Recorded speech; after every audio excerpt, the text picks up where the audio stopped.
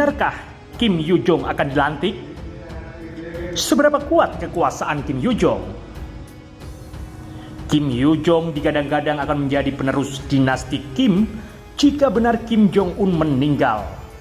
Lantas, akan seberapa kuat kekuasaannya? Sebagai adik perempuan Kim Jong Un, Kim Yo Jong telah muncul sebagai tokoh kunci dalam tahta kekuasaan Pyongyang. Perempuan yang diyakini berusia 31 tahun ini pertama kali mendapat perhatian internasional pada 2018 ketika dia merupakan anggota pertama dari dinasti Kim yang mengunjungi Korea Selatan. Ia juga menjadi bagian dari delegasi ke Olimpiade musim dingin ketika Korea Utara dan Korea Selatan berkompetisi sebagai tim gabungan. Penggabungan pada 2018 itu membuatnya bekerja bareng Kim Jong Un dalam upaya kakaknya memulai jalur diplomasi internasional. Ia bertemu dengan Presiden Korea Selatan Moon Jae-in dan yang terpenting Presiden Amerika Serikat Donald Trump. Hubungan dekat dengan Kim Jong Un dan figurnya yang semakin senior dalam dunia politik Korea Utara sekali lagi menempatkan Kim Yo Jong dalam sorotan pada April 2020 ketika keberadaan kakaknya dalam tanda tanya. Spekulasi bahwa mungkin Kim Jong Un meninggal atau tidak sehat menempatkan Kim Yo Jong di antara deretan kandidat papan atas untuk menggantikan saudara kandungnya itu. Profil Kim Yo Jong mulai meningkat pada Oktober 2017 ketika ia dipromosikan menjadi Politbiro. Sebelumnya, ia telah menancapkan pengaruh sebagai wakil direktur Departemen Propaganda dan Agitasi, peran yang dianggap masih dipegangnya di mana ia memoles citra Kim Jong Un di Korea Utara. Kim Yo Jong juga ada dalam daftar sanksi Amerika Serikat atas dugaan pelanggaran hak asasi manusia di Korea Utara. Itu artinya, warga negara Amerika Serikat dilarang melakukan transaksi apapun dengannya, dan setiap properti serta aset di Amerika Serikat akan dibekukan. Seberapa kuat Kim Yo Jong? Dilansir dari BBC, sangat sulit memahami mekanisme kekuasaan di Korea Utara dan karenanya sulit mengukur seberapa luas jaringan politik yang dipegang Kim Yo Jong.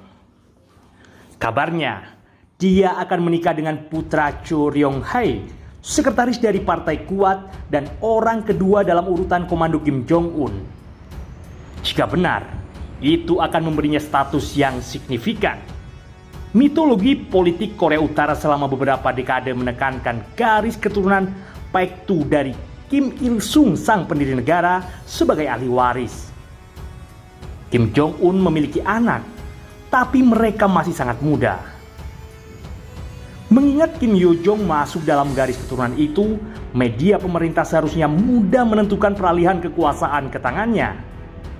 Akan tetapi, garis keturunan itu juga berarti apabila Kim Yo Jong tidak terpilih, siapapun pemimpin barunya akan melihatnya sebagai saingan berbahaya.